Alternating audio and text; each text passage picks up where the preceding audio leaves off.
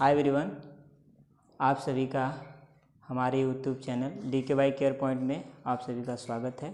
मैं हूं डब्लू यादव और आज मैं भौतिक विज्ञान में जड़त्व इनर्शिया टॉपिक को आज कवर करने वाले हैं। तो यदि आप हमारे चैनल पर नए व्यूअर हैं तो नीचे रेड कलर के बटन को दबाकर सब्सक्राइब कर लीजिएगा, घंटी के निशान को ऑन कर ऑल नोटिफिकेशन ऑन कर लीजिएगा, जिससे जब भी मैं कोई वीडियो अपलोड करूं वीडियो आप तक पहुंच सके। तो ये बहुत ज़बरदस्त टॉपिक होने जा रही है जड़त्व, जिसको लेकर के काफ़ी स्टूडेंट में कन्फ्यूजन बना रहता है कि जड़त्व होता क्या है। तो इस जड़त्व के बारे में हम बात करेंगे। 100% आपको जड़त्व समझ में आएगा, पूरी गारंटी के साथ आपको जड़त्व समझाएंगे, प्रयास करेंगे कि पूरा आपको समझ में आ जाए। जड़त्व का आज काम, इसको अंग्रेजी में इनर्शिया बोलते हैं जड़त्व को, और ये किसी पदार्थ के अंदर का गुण होता है, क्वालिटी होती है। तो बात कर लेते हैं कि जड़त्व क्या होता है।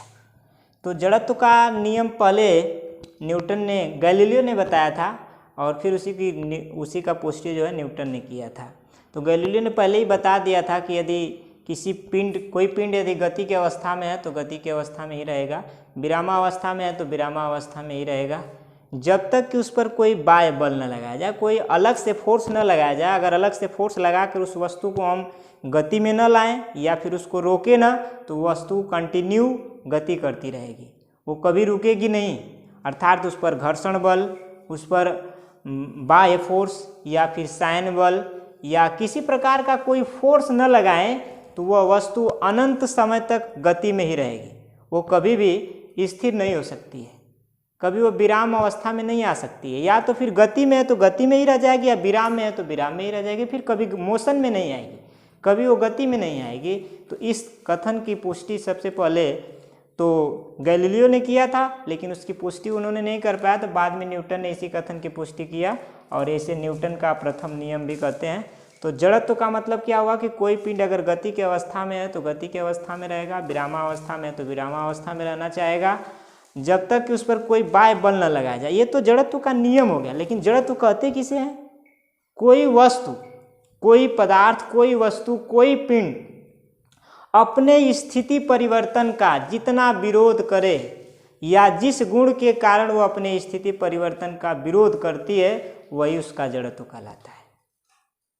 तो आपको याद हो गया होगा कि कोई भी पिंड, कोई भी पदार्थ, कोई भी वस्तु, कोई भी ऑब्जेक्ट अपने स्थिति परिवर्तन का जितना विरोध करे और जिस गुण के कारण विरोध करे, वही उसकी क्या कहलाती है? उसका वही गुण क्या कहलाता है? जड़त्व कहलाता है। उसे हम जड़त्व कहते हैं। अर्थात कोई पिंड अपने स्थिति परिवर्तन का जितना विरोध करता है, विरामा में है तो गति में आने का विरोध करेगा, और गति में है तो विरामा में आने का विरोध करेगा, वही उसका क्या कहलाता है?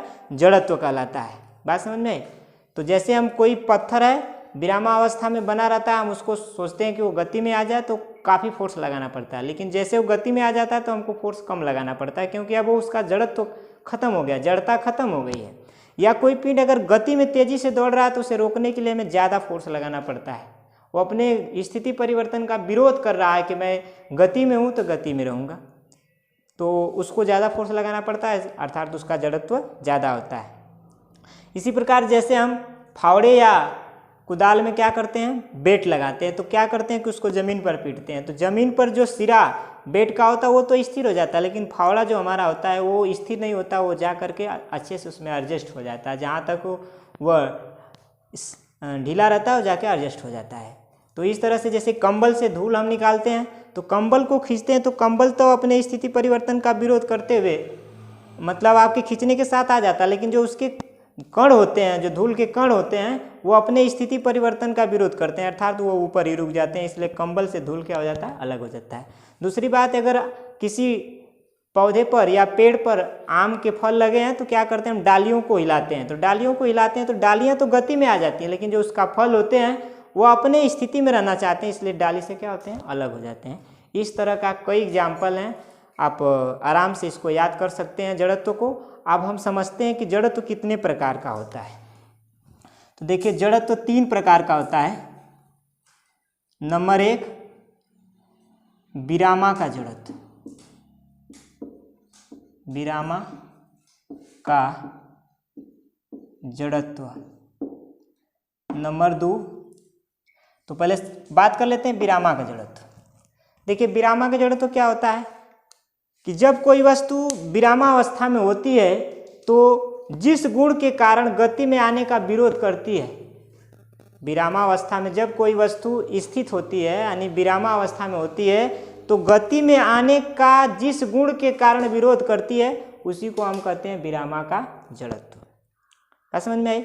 जैसे किसी कोई व्यक्ति बैठा हो, अगर आप उसको दौड़ाना चाहेंगे तो तुरंत वो दौड़ नहीं पाएगा, वो अपने बैठने का विरोध करेगा। या कोई बड़ा लकड़ी का गुटका हो, उसको तुरंत आप पुश करेंगे तो तुरंत गति नहीं करेगा। एक्का है या रुका हुआ है तो उसको ज़्यादा फोर्स लगाना पड़ेगा। इस तरह का इसका एग्जाम्पल है।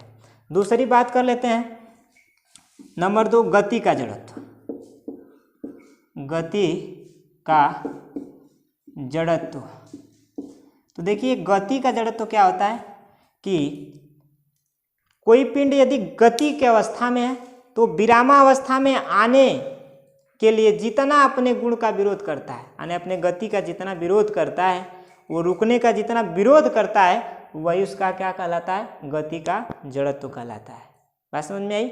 जैसे क्या है ना कि अगर हम गाड़ी में बैठे हैं, बस में या जीप में बैठे हैं, तो अचानक सी गाड़ी चल रही है तो ठीक है, अचानक जब ब्रेक लगता है तो हमारा जो नीचे का पार्ट है वो तो स्थिर हो जाता है, जो पैर है वो तो स्थिर हो जाता है, बट जो हमारी शरीर ऊपर की धड़ है जो गति कर रही होती है वो अचानक से क्या होती है? आगे जा कर के झुक जाती है, आगे की तरफ झुक जाती है। तो ये हमारा क्या है? गति का जड़त्व। क्योंकि हमारा जो पार्ट है वो एक साथ गति कर रहा था, लेकिन पैर तो बस के साथ रुक गया, जीप के साथ रुक गया, लेकिन जो हमारा धड़ है वो गति करना ही चाहता है, इसलिए वो उसका विरोध करता है रुकने का, इसलिए वो जा कर के आगे की तरफ व्यक्ति झुक जाते हैं और उनको चोट भी लग सकती है। दूसरी बात, तीसरा क्या है? नंबर 3, दिशा का जड़त्व। दिशा का जड़त्व, देखिए दिशा का जड़त्व क्या होता है? दिशा का मतलब आप जानेंगे पूर्व, पश्चिम, दक्षिण। तो दिशा का मतलब हो गया कि कोई पिंड किसी एक निश्चित दिशा में जा रहा हो तो अचानक अगर उसको किसी दूसरे दिशा में आप मोड़ेंगे तो वो उसी दिशा में जाने का विरोध करेगा जिस दिशा में पहले जा रहा था। जैसे कोई व्यक्ति तेजी से दौड़ते हुए जा रहा है, अगर आप उससे कहेंगे कि लेफ्ट मुड़ जाइए या राइट मुड़ जाइए तो वह नहीं मुड़ पाएगा, अर्थात गिर जाएगा। या गाड़ी तेजी से स्पीड जा रही हो और ड्राइवर अचानक गाड़ी को मोड़ देता है तो उसमें अगर दाएं की तरफ मोड़ देता है तो उसमें बैठे हुए जो यात्री होते हैं वह बाएं की तरफ, दाएं की तरफ मुड़ेगा तो वो बाएं की तरफ मुड़ेंगे, और वो बाएं की तरफ मुड़ेगा तो वो दाएं की तरफ मुड़ेंगे, क्योंकि वो जिस दिशा में जा रहे थे पहले उसी दिशा में जाना पसंद करेंगे। बात समझ में आई?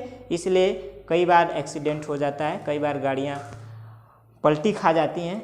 इस तरह के कई तरह के एक्सीडेंटल मामले आ जाते हैं। जैसे आप बाइक पर बैठ गए, एक बाइक अगर कोई चला देता है तो आप बाइक पर पहले स्थिर थे और नीचे वाला सर जैसे गति में हो जाता है तो ऊपर वाला सर जो है उस गति का विरोध करता है, इसलिए आप पीछे की तरफ झुक जाते हैं। वहाँ पर कौन सा? विरामा का जड़त्व होता है। अब बाइक वाला एक बाइक ब्रेक मार देता है तो आप आगे की तरफ चल जाते हैं, आप पीछे वाला जो है सर जो है आपको जो रुकने का विरोध कर लेता है। बात समझ में आई? इस तरह की कई प्रक्रियाएं जड़त्व से संबंधित हैं। तो ये जड़त्व की टॉपिक जो आपका 3 टॉपिकों पर निर्भर करता है, विरामा का जड़त्व, गति का जड़त्व और दिशा का जड़त्व। जड़त्व क्या होता है हमने आपको बता दिया। बस इस वीडियो में इतना ही, मिलते हैं नेक्स्ट वीडियो में। तब तक स्वस्थ रहिए, मस्त रहिए, व्यस्त रहिए अपने कामों में और लगन से प्रयास करिएगा, अच्छी क्वालिटी आपको दिया जाएगा। बस मेहनत से इसमें जुड़े रहिए और आपको सब कोर्स करा दिया जाएगा। सब कोर्स पर आपको वीडियो मिल जाएंगी। फिजिक्स, केमिस्ट्री, मैथ का ऑल सब्जेक्ट आपको कंप्लीट हो जाएगा। बस केवल आप अपना साथ बनाए रहिए।